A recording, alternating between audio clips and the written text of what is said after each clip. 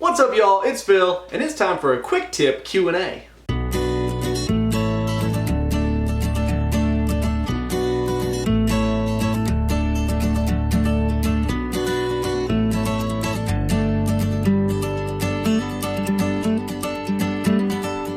So to A, your first Q, yes, I have white on my face. No, I'm not talking about my skin, I'm talking about the overspray from the paint job I was doing today. My mask and goggles did not provide a good enough seal, and I got some in there, so I will look like this the rest of the video. Now that that's out of the way, I have had a lot of people asking me questions about my finishing video where I do a professional finish on a tabletop and using boxing for your polyurethane, which is where you mix using two separate containers, a 50-50 mix of polyurethane and mineral spirits, and that gives you a really good both sprayable and wipeable polyurethane finish.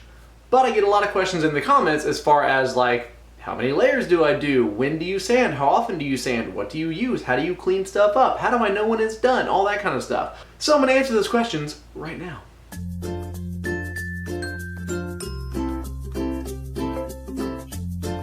One question I get asked a lot is, do you have any problems with the stain pulling up? And the answer is yes. Occasionally, if I use a cheaper stain, or sometimes there's too much stain or it doesn't soak into the wood enough, when I go to put on my initial coat of polyurethane, it will soak up into the paper towel, which does two things. It takes away from the color of the dining table, and it also fills my paper towel and polyurethane with stain.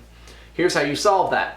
If that starts to happen to you, first of all, next time use less stain or don't let it dry on the surface. For now, to solve the problem at hand, go ahead and wipe it down with your polyurethane rag and just make big circles, make big swirls everywhere, throw that away, get another nice clean rag, dip it in your polyurethane, wring it out so you're not putting more polyurethane on the table, and simply go back like I show in the video, following the wood grain, and pull the stain away.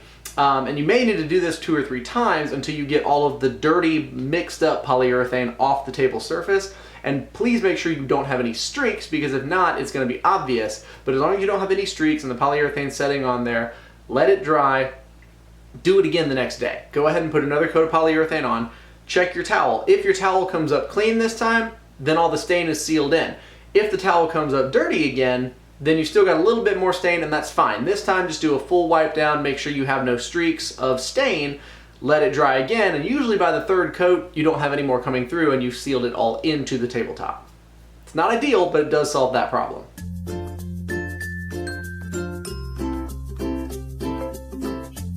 Speaking of 3 coats on the tabletop, that's when we need to do our first sanding.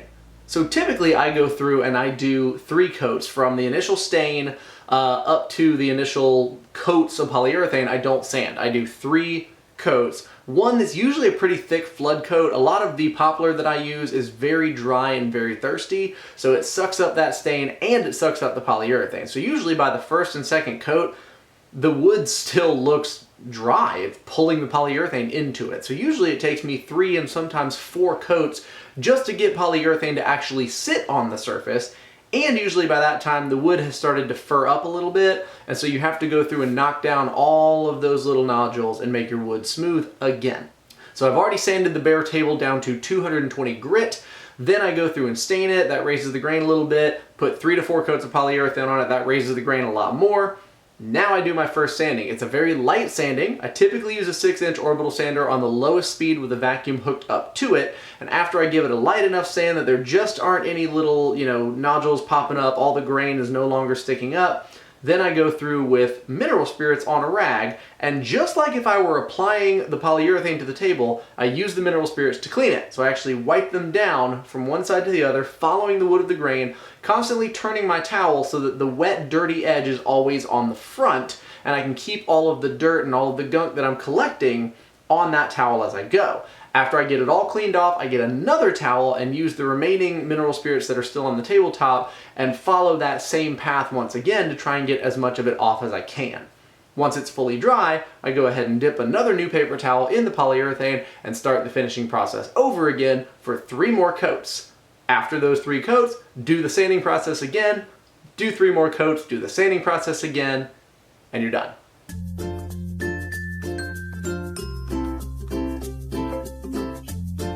I I don't mean you're done as in you sanded it and you're done. I mean you're done as in this should be your final smoothness of your table. Now at this point, if you want to then wet sand with some mineral spirits and 400 grit sandpaper, you can get it even smoother.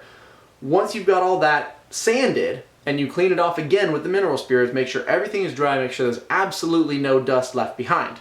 You can do your final coat.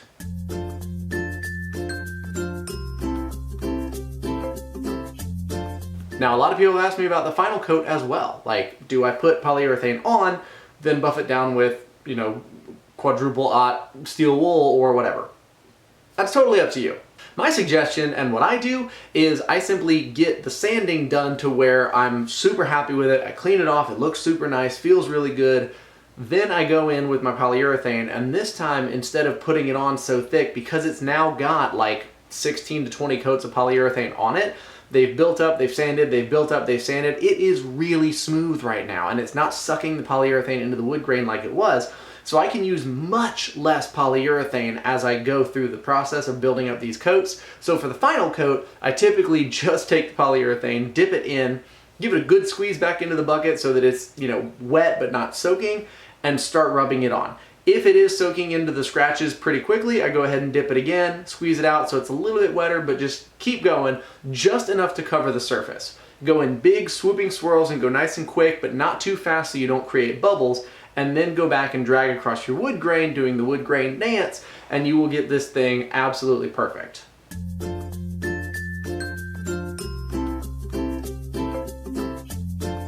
But check this out. The advantage of doing it this way is that if that final coat isn't perfect, let's say you've got some streaks or you've got a little bit of dust or something in it, it's okay. You can go back and you can do another coat right over top of it. There are times that I do up to 3 final coats before I'm happy with it. If I do get up to 3 and I'm still not happy with it, I go ahead and sand it and start over. You don't want to have 3 or 4 final coats because that's not really going to be the finish you want. Typically, you do want to do a final sanding and 1 final coat, but about 50% of the time I do a final sanding and 2 final coats because I'm usually not totally happy with the first final, or you can still see some scratches in the polyurethane, which means I didn't add enough polyurethane and I sanded too deep.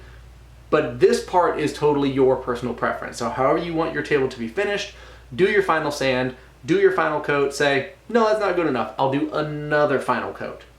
Then that one's probably good enough and you're good to go.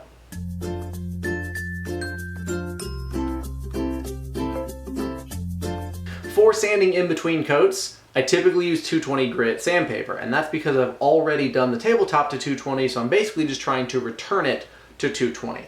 I also do a very flat finish. So if you watched the previous video, you know that I'm using a matte polyurethane that's like ultra flat mixed with the mineral spirits. And so it's really not all that glossy. What's cool is you can increase the gloss. So I can make a matte finish appear a lot more satin if I sand it really well. So as I'm doing my 220s and I'm getting closer to my final sanding, I will switch to a 400 wet sand, occasionally an 800, and that will give it a much more like shiny base. And so your table does appear to be smoother, which kind of dampens down the flatness a little bit, so it makes it just a tiny bit more towards satin, but it's still not glossy. Again though, a quick tip and a quick trick you can do is if you've been letting your polyurethane sit, instead of opening it up, stirring it up, and using it, you can literally open up a can that's been sitting for a couple days and just dip right into the top of it, and you're gonna have a very glossy polyurethane because there's nothing suspended in it to make it have that satin or flat finish. So that's kind of a way to cheat. If you've bought like a satin or a matte finish polyurethane, you can go ahead and do, glossy as your final coat if you let it rest. I will say that's not the best thing to do because I've learned recently that glossy stuff actually attracts better. So if you have a glossy polyurethane and you want a glossy finish, go ahead and just do glossy. If you're doing a matte finish, it may actually be a better idea to do more of the glossy, and then before you're doing your final finish, really stir that baby up so that you've got that talc and stuff suspended in there so you can have a nice flat finish.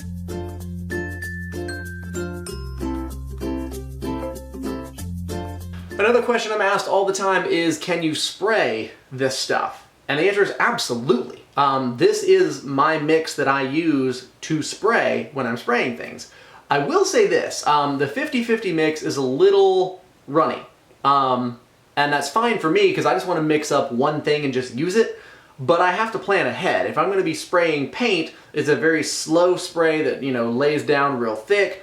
With this polyurethane, you spray it, it comes out and it's coated. So I'm spraying fast when I'm spraying stuff, which is kind of nice, you know. And I usually don't do a spray for my final coat because almost the only thing that I use polyurethane on is furniture pieces like this.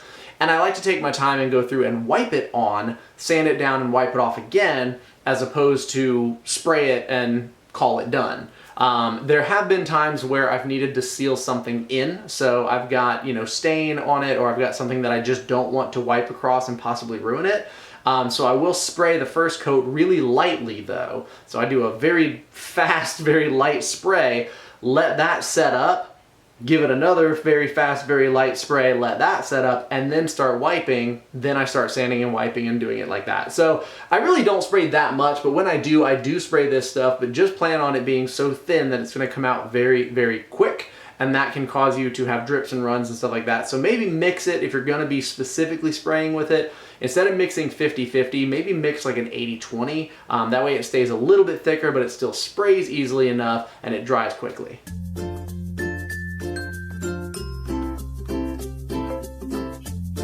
Now for one of the biggest questions for people in California, you unfortunate souls who cannot get things that are actually worth using, you can't get oil-based, you can't get mineral spirits. I get that. That sucks sometimes. You can use water-based polyurethane. I do not recommend polyacrylic because I just don't like it. But if you get a water-based polyurethane, you can mix it similar. I recommend a 70-30 poly to water mixture, or even an 80-20 if you want it to be a little bit thicker.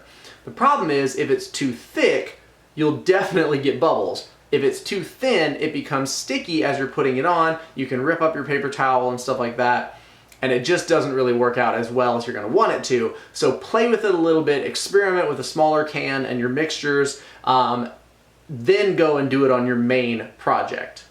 Also, if you're going to be polying over paint, which I do for like desktops and things that are painted, go ahead and do a water-based polyurethane mix. It is clear, it doesn't amber, and so if you get a good mixture with it, you can go ahead and lay that down. And it absolutely does spray, and it does spray well. And because it's water cleanup, it's kind of nice to run through some of your sprayers and stuff, get a nice polyurethane finish, get a really good spray going, and it not be that hard to clean up. So water-based absolutely can be done. Just remember it's going to be a slightly different mixture of a 70-30 or an 80-20 poly to water mixture.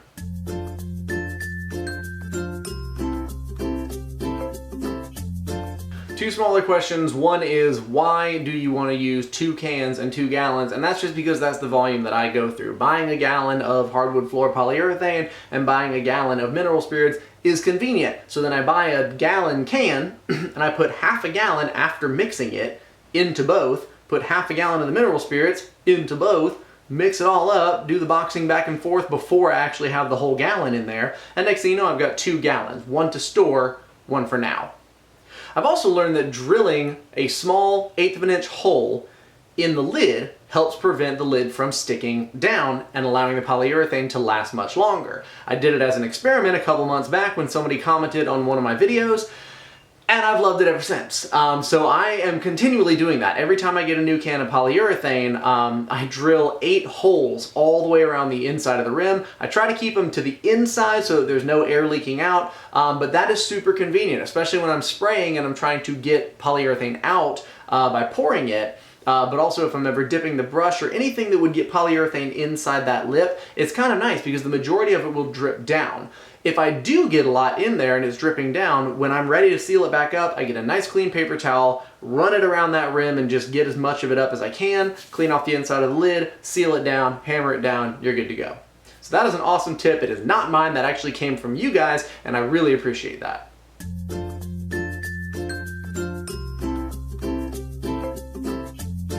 The second question is, how many coats do I need to put on? Or why are you putting on so many coats? The answer is pretty simple, but I'm going to take a long time to explain it. So usually if you're brushing on polyurethane, you're gonna brush it on, it's gonna be nice and thick, and it leaves kind of a plasticky look, and that's because you're putting a petroleum-based plastic on top of the wood. The thing is, on a molecular level, it takes much longer to cure, and it will stay softer for much longer, which means it has the chance to separate sooner over time, and you can eventually get some chipping and things like that. And also, it's never going to actually feel the way that you really want it to. It's gonna have that plasticky, grippy, kind of cheap restaurant table feel, and that's probably not what you want. If you see one of my dining tables in person, you'll notice that it looks like there's almost no finish on it. I mean, it's beautiful and it's got a nice sheen to it, so there's clearly something there, but it's not, you know, a 1/4 inch of plastic polyurethane. How do I do that? Well, I do it by wiping it on so thin, sanding it back, wiping it on more. Also, having 16 to 20 coats on there makes it so that my finish is so much more durable, because again, that long cure time for that super thick polyurethane is going to make it stay softer and the molecules don't bond as well. Mine, you're doing a very, very thin coat. It dries quickly, it starts to cure quicker, you're putting another coat on it before it's fully cured. So on a molecular level, each of those individual layers is bonding to the next layer as you're putting it on. Even as you're sanding in between every 3rd or 4th, it still knocks down that topmost layer, and the next layer that was just bonding is like, hey, wait, what's going on? You seal it, you fill in all those holes, it's bonding again. So by sanding such thin layers, if you're sanding with a 220 grit, you're probably cutting some of those deeper cuts are into the layer below the one you're currently working on. So you get multiple layers bonding together at the same time, which gives you so much more durability. That durability and the final finish are the 2 main reasons to put on so many coats and to take the time. And also, because it's a thin polyurethane and the way that I have shown you in the first video, it's going to take you about the same amount of time. Instead of putting on a nice thick coat, waiting a day, putting on another thick coat, waiting a day, putting on another thick coat, sanding in between all of those, that's a lot of time. Versus mine, I typically go out and put on a coat in the morning, a coat in the evening. The next day, I put on a coat in the morning, I sand it that evening, and put on another coat. So I've got 4 coats, so if I'm doing 16 coats, it takes me 3 to 4 days, sometimes 5 if I want to let it cure for an extra day, but it doesn't take that much longer if it takes any longer at all. And the chances of getting dust in your finish and getting that dust back out is so much better when your coats are drying and curing within a day versus wiping it on, you immediately get some dust in it, and now you have to wait at least 24 hours, if not longer, before you can sand it back out. That's why so many coats, and that's why I love this method so much.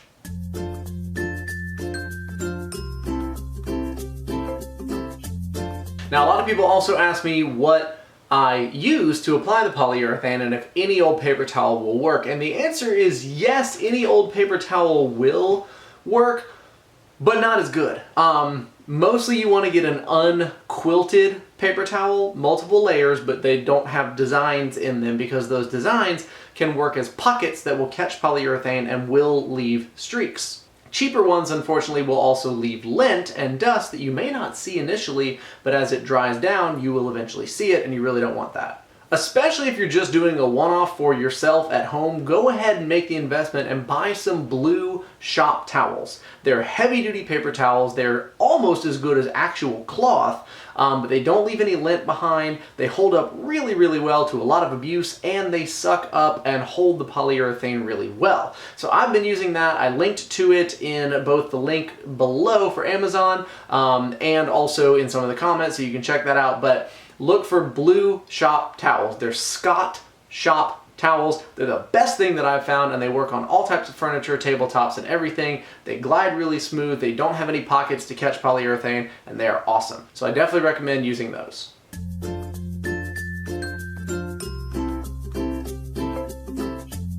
Another question I get asked a lot is if I finish the underside of my tabletops, and the answer is abso-freaking-lutely yes. If you follow a lot of the plans put out there by the mommy bloggers and things like that, it is not going to include this extremely crucial step. And so when your table eventually turns into an upside down C, you're going to wonder why. Here's why. You didn't finish the underside of your tabletop. Technically, you need to put the equivalent amount of finish on the underside that you also do on the top side. I have not calculated this out and don't know that it actually is the same amount, but I do know that it works. Here's what I do. For starters, I take a 3/8 or 5/8 inch nap roller, so super thick, holds a lot of material. I dip it right there in the same can of polyurethane you've been using to finish the top and get it nice and soaked, roll it right on, and literally apply what is called a flood coat. Now this time we're literally trying to flood the entire surface, so I want this thing coated to the point where it's just shy of dripping over the edge. If it does drip over the edge, you can always wipe it off with a little paper towel, but you don't want it dripping down under the underside because that will leave drips and ruin your finish. You do, however, want to flood it with enough polyurethane that it's going to soak into the wood, and then once that starts to dry, I typically put on a second slightly lighter coat using the same roller, and once that dries nice and hard, it's a nice solid finish that's going to seal the bottom side of your tabletop. You can flip it back over and start finishing the tabletop again. I hope that made sense because this is absolutely a crucial step, and I typically do it after my first sanding, where I sand the top, but before I finish it, I clean it off, turn it upside down, so if it gets any damage from the sawhorses or whatever, it doesn't matter because I'm going to be applying another coat of finish. So then I finish the bottom, go ahead and flip it back over once the bottom is dry, make sure there's no damage or paint or anything on it, and apply my next 3 coats of polyurethane.